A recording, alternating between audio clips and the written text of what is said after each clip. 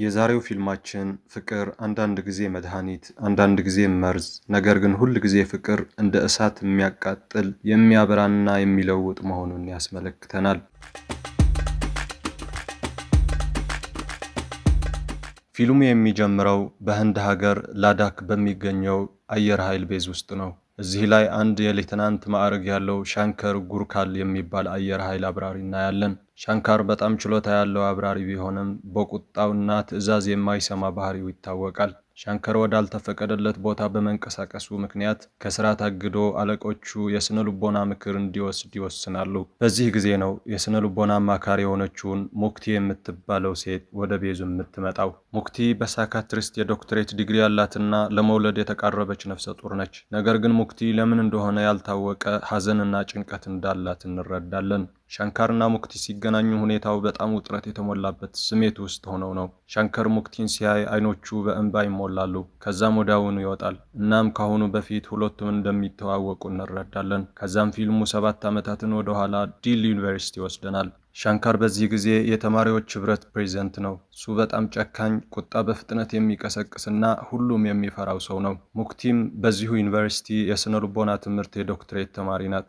አንድ ቀን ጥናቷን ስታቀርብ ጨካኝ የሆኑ ሰዎችን እንኳን በትክክለኛ አያያዝ መለወጥ እንደሚቻል ትከራከራለች። በዚሁ ጊዜ ሻንካር አንድ ተማሪን እያሳደደ ወደ ክፍሉ ገብቶ ትርምስ ይፈጥራል። ፕሮፌሰሮቹ ይህንን አይተው አንዳንድ ሰዎች ፈጽሞ አይለወጥም ሲሉ፣ ሙክቲ ግን ይህን አትቀበልም። ሻንካርን ለማስተካከል ትወስናለች። ይህን ካደረገች ፕሮፌሰሮቹ ጥናቷን እንደሚያሳልፉላት ቃል ይገባሉ።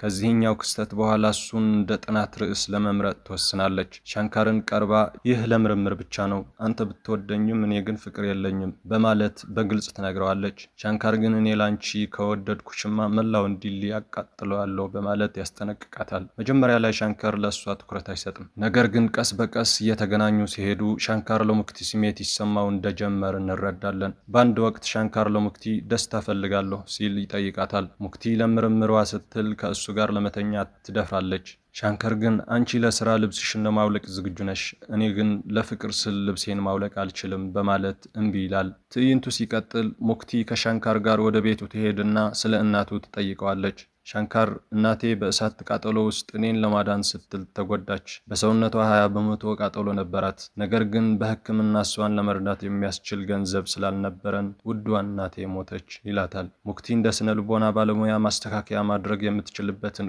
ቁልፍ ነጥብ እንዳገኘች እንረዳለን። ሻንካር ቀስ በቀስ በሙክቲ አስተምሮ ይለወጣል። አንድን ሰው እንዲመታ ሲጠየቅም እምቢ ይላል። ምክንያቱም ለሙክቲ ያለው ፍቅር ከልክ ያለፈ መሆኑንም እንረዳለን።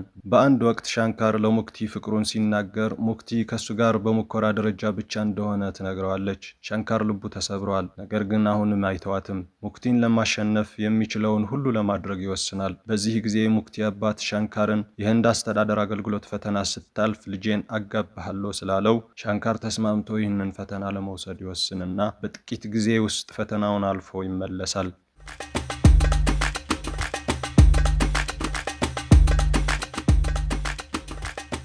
ነገር ግን ሲመለስ ሙክቲ ሌላ ሰው ለማግባት ተዘጋጅታ እንዳለች ሲረዳ ሻንካር ቁጣውን ይነሳበታል። በሙክቲ እጮኛ ላይ ቤንዚን አፍስሶ ሊያቃጥለው ይሞክራል። ሙክቲ ግን ለእጮኛዋ በፈረንሳይኛ ተናግራ እሱ ምንም አያረግህም አውቀዋለሁ ትለዋለች። እንዳለችው ማስጠንቀቆት ብቻ ይሄዳል። የሰርጉ ዝግጅት ግን እንዳለ ነበርና በሌላኛው ቀን በተስፋ መቁረጥ ስሜት ውስጥ ሆኖ የሙክቲን ቤት በእሳት ያቃጥለዋል። ይህ ክስተት ሁለቱንም ለዘላለም ይለያቸዋል። ሻንካር ከዚህ በኋላ ህይወትን ለመለወጥ ወደ ባናራስ ይሄዳል። እዚያም አንድ ጠቢብ አገኘና ሻንካር ያለበት ሁኔታ ያየ ጠቢቡ ፍቅር በግድ አይሆንም፣ ከፍቅር መሮጥ ትችላለህ፣ ነገር ግን ፍቅርን ከራስህ ማራቅ አትችልም፣ በራስህ መንገድ ሂድና አንድ ቀን በፊትህ ተንበርክካ ትሰግዳለች ይለዋል። ይህ ትንቢት ሻንካርን አይተወውም። በባናራስ ቆይታው ወደ ህንድ አየር ኃይል በመቀላቀል 7 ዓመታትን ያልፋሉ። ሻንካር አሁን የህንድ አየር ኃይል አብራሪ ቢሆንም ያልተፈታ የአእምሮ ችግር እንዳጋጠመው እንረዳለን። ከዚህ በኋላ ፊልሙ ወደ አሁኑ ጊዜ ይመልሰናል። በላዳክ ቤዝ ውስጥ ሻንካርና ሙክቲ እንደገና ተገናኝተዋል። በዚህ ጊዜ የህንድና የፓኪስታን የባህር ኃይሎች ጦርነት ሊፈጠር ነው። ሙክቲ የባህር ኃይል የሚሰራውን ጃስጂት ጋር ተጋብታ ነፍሰ ጡር ናት። ነገር ግን የጉበት ከባድ በሽታ ስላላት ልትሞት እንደሆነ ፊልሙ ያስረዳናል። ሻንካር ወደ ጦርነት ለመሄድ የሙክቲን ፈቃድ ያስፈልገዋል።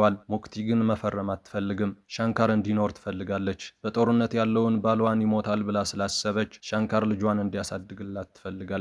ተንበርክካም እየለመነች ትጠይቀዋለች። ይህ የባርናባሱ ጠቢብ ትንቢት ፍጻሜ ነው። ሻንካር እኔ ባልመለስም የልጁን አባት ይመለሳል በማለት እንድትፈርምለት ይለምናታል። በመጨረሻም ሙክቲ ትፈርምለታለች። ሻንካር ወደ ጦርነቱ በሮ የጠላትን መርከቦችን በሚሳኤል ያጠፋል። ነገር ግን አውሮፕላኑ ተመቶበት ይጎዳል። የመሬት ቡድኑ ተመልሶ እንዲወጣ ትዕዛዝ ይሰጠዋል። ሻንካር ግን አይሰማም። አውሮፕላኑን ወደ መጨረሻው የጠላት መርከብ በማብረር ከመርከቡ ጋር ሲያጋጨው ይፈነዳል። የሙክቲ ባል ጃስጂት ይህንን ሁሉ ከመርከቡ መስኮት እያየ በህይወት እንደተረፈ እንረዳለን። በሆስፒታል ውስጥም ሙክቲ ልጅ ወልዳ ትሞታለች። ሻንካርና ሙክቲ በአንድ ቀን ህይወታቸውን እንዳጡ እንረዳለን። ሻንካር በሞት አማካኝነት ለሙክቲ ያለውን ፍቅር በመጨረሻ እንዳሳያት፣ ሙክቲን በሞቷ ከሻንካር እንደተገናኘች እያሰብን ፊልሙ ያልቃል። ፊልሙ በህንድ ውስጥ ከፍተኛ ክርክር ፈጥሯል። አንዳንዶች የአክተሮቹን ትወና እንደሚያስደንቅ ይናገራሉ። ሌሎቹ ደግሞ ፊልሙ መርዛማ ፍቅርን እንደሚያበረታታ ይከራከራሉ። እናንተስ ምን ሐሳብ አላችሁ?